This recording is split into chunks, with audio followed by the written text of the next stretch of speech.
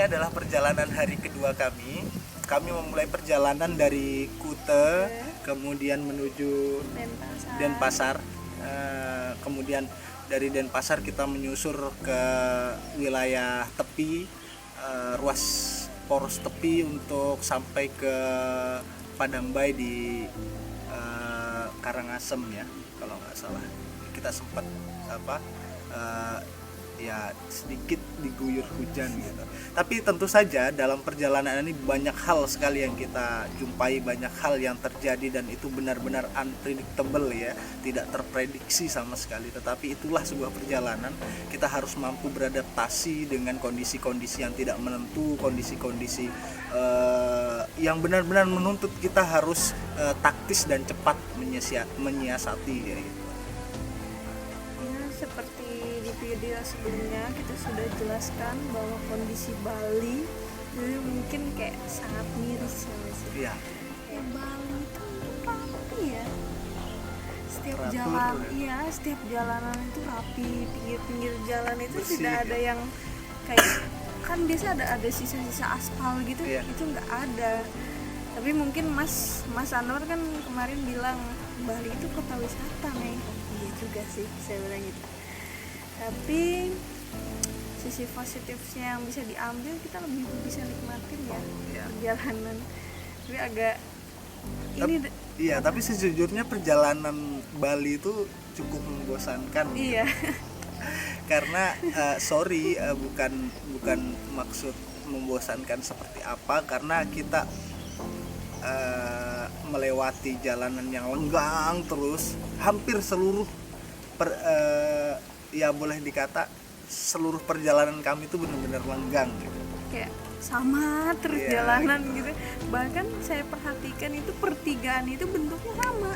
Apa yang kita harapkan tentang human interest yang kita akan temui di jalanan gitu, yang kita bisa capture dengan kamera, kita bisa record dengan video gitu.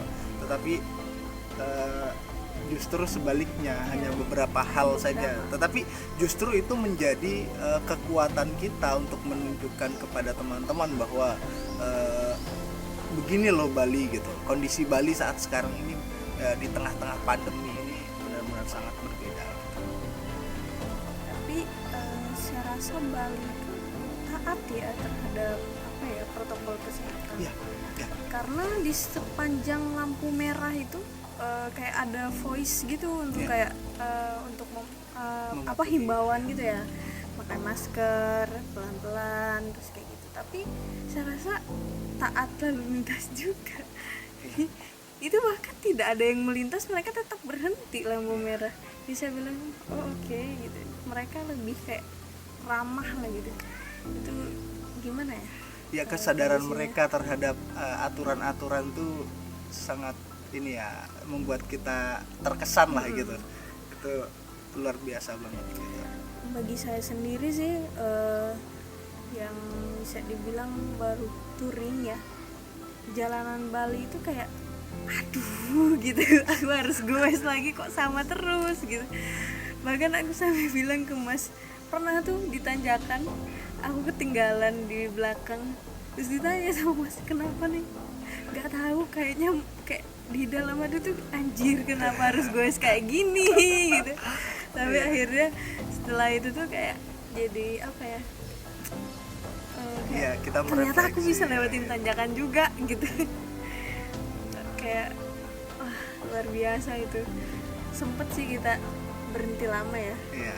Yang ada kita temukan salah satu tulisan vandal yang itu cukup menyita perhatian kita cukup lama untuk singgah lama. gitu. Tulisannya apa sih Mas? Di negara agraris, Tanah habis di negara agraris atau gimana? Sawah habis di tanah agraris itu. Di negara agraris atau nah itu setelah lewatin itu yang tadi saya bilang tanjakan itu, akhirnya saya putuskan Mas bisa berhenti dulu di sini. karena itu kayak lobby apa gitu. Karena Neng Bella belum cukup expert untuk tanjakan, karena beberapa rute kami di Sulawesi kan rata-rata flat gitu, rata-rata datar gitu. Begitu dapat tanjakan sekali di Bali, ini benar-benar sesuatu yang kayak wah ya, tentu beda dengan saya yang sejak awal sudah bilang bahwa saya cukup senang dengan tanjakan. Ya, yang paling sulit kami rasakan itu juga mencari makanan, karena saat kami mulai start dari Kuta untuk menuju Denpasar, beberapa tempat memang kita lewatin penjual makanan, tetapi cilakanya adalah kita tidak memutuskan untuk berhenti sampai kita melewati beberapa pusat-pusat kota yang agak ramai dengan penjual-penjual makanan halal, sampai kita agak jauh setengah jalan baru kita memutuskan untuk makan, dan itu sudah susah mencari tempat makan, tapi kita dapat satu rumah makan Padang, itu ya cukup istimewa lah buat kita gitu. Akhirnya kita selebrasi di situ. Akhirnya Neng bilang kita melakukan selebrasi gitu, tetapi salahnya adalah jangan pernah mengkonsumsi makanan pedas kalau lagi goes. Iya, betul. Kami merasakan betul itu setelah di setengah perjalanan menuju Padang Bay, itu benar-benar perut kita sangat sakit dan mengganggu sekali karena kita makan pedis terlalu banyak gitu. Akhirnya aku bilang, Mas, ayo deh cari ini es kelapa muda. Aku bisa gitu. Ya, kita jumpa dengan salah satu penjual es kelapa muda di pinggir jalan, kemudian penjual figura, pahat, kemudian juga penjual lukisan ya, yang menurut cerita dari si bapak memutuskan untuk keluar dari kiosnya yang di tengah pasar dan berdagang menggunakan mobil di pinggir jalan karena kondisinya sangat sepi sekali pasar gitu. Ya, benar-benar kita melihat orang-orang yang harus survive gitu, harus bertahan di tengah-tengah pandemi yang sangat luar biasa gitu. Kemudian di lanjut perjalanan kami merasa perut kami semakin tidak nyaman. Akhirnya kita memutuskan untuk membeli semangka. Ya, semangka. Karena sepanjang jalan itu kayak semangka terus. Itu gitu, berasa kayak come to papa gitu. Come to papa, ayo, beli aku. Akhirnya kita singgah ya Mas. Ya. Terus habis itu ya biasa kita makan, kita tanya juga bagaimana pandemi. Oh, dia bilang sepi katanya gitu. Lama-lama duduk, tiba-tiba ada rombongan sepeda. Iya. Terus kan kita kayak lambayakan tangan gitu ya. Ya, sewajarnya menyapa gitu kalau ketemu rombongan sepeda gitu. Tapi yang kita nggak nyangka itu mereka putar balik gitu. Wow gitu. Aku yang baru pertama kali lihat kayak gitu, yang kayak ternyata kayak gini gitu kan, kayak luar biasa ternyata gitu. Benar sih kemarin yang dibilang satu sepeda itu banyak sahabat itu. Iya. Wah, itu bener banget gitu. Akhirnya kita ngobrol-ngobrol, ternyata kita satu tujuan dan satu kampung sama saya. Satu tujuan dan satu kampung. Jadi ceritanya kita ketemu dengan rombongan dari Federal Cianjur yang memutuskan untuk melakukan touring juga ya, seperti kita berdua. Tetapi mereka sudah pada saat itu perjalanan sudah 19 hari. Ya, sudah 19 hari perjalanan dari Cianjur. Posisinya kita ketemu sebelum memasuki perbatasan Karangasem. Kemudian kita ngobrol, kemudian kita join sama-sama, kita dikawal juga, terima kasih banyak sama Federal Klungkung. Fetkung yang sudah mengawal kita, kemudian memberikan informasi tentang akses penyeberangan dari Bali menuju Lombok gitu. Ya, akhirnya kita berame-rame berencana untuk menyeberang dari Padang Bay ke Lembar, Lombok, tetapi kita sempat pisah gitu dengan rombongan dari Federal Cianjur karena mereka memutuskan untuk menyeberang dini hari atau tengah malam jam 10. Ya jam 10-an, tapi kami sore karena kelengkapan kami terkait dengan protokol kesehatan, surat-surat, dokumen-dokumen dan yang lain-lain memadai, sehingga sore saat itu juga kami bisa langsung menyeberang dan hampir ketinggalan kapal.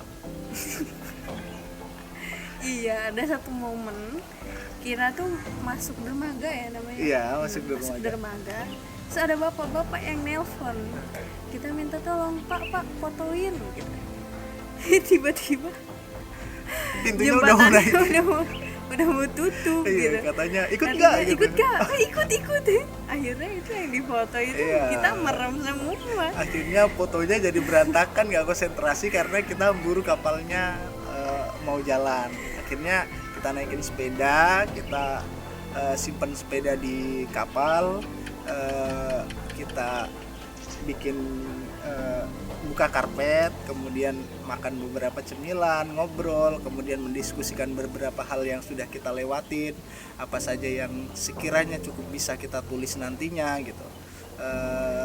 Itu cukup lama, kita menyeberang pukul 3 sore, dan sampai di Lembar pukul 7. Ya 7, tetapi kita harus menunggu antrian untuk bersandar hingga pukul 9 kami baru bisa mencari akses untuk tempat menginap.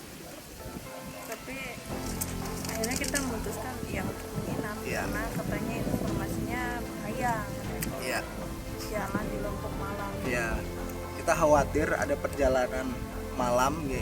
Memang kita meminimalisir untuk tidak melakukan perjalanan bersepeda malam hari.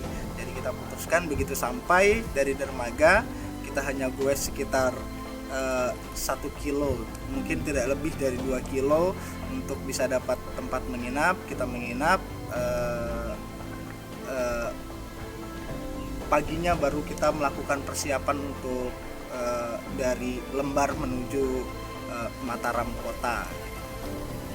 Ya itu sih, tetapi malam juga ketika begitu kita sampai, banyak hal yang membuat kita cukup impresif terhadap kondisi Lombok gitu. Kita sempat tersugesti dan terframing bahwa ini benar-benar different gitu, berbeda sekali dengan Bali ya. Bali rapi, bersih dan yang lain-lain. Kemudian kita tiba disambut dengan cewek yang ugal-ugalan naik motor dan teriak-teriak gitu. Kemudian disambut juga dengan puluhan orang yang tidak menggunakan masker gitu. Itu banyak sekali dan hampir sebagian besar ya kita datang dari tempat yang sangat taat ke tempat yang relatif longgar ketaatan ininya protokol kesehatannya. Itu membuat kita agak sedikit culture shock ya. Benar-benar wah ini sesuatu yang berbeda lagi gitu. Nah, kita cepat harus menyesuaikan, kita beres-beres, bersih-bersih, lalu memutuskan untuk mencari makan. Sekalian kita juga melakukan observasi malam di wilayah sekitaran Lembar. Saya juga jadi kayak dan Lombok itu rame, itu kayak Iya. Mas, Lombok rame ternyata. Kok Bali nggak rame? Iya gitu. Oh my god gitu kayak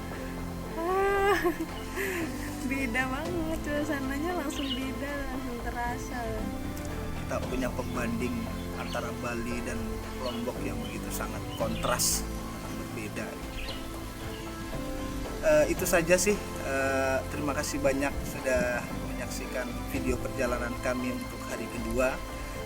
Ikuti perjalanan kami dan video kami untuk hari ketiga. Sampai jumpa.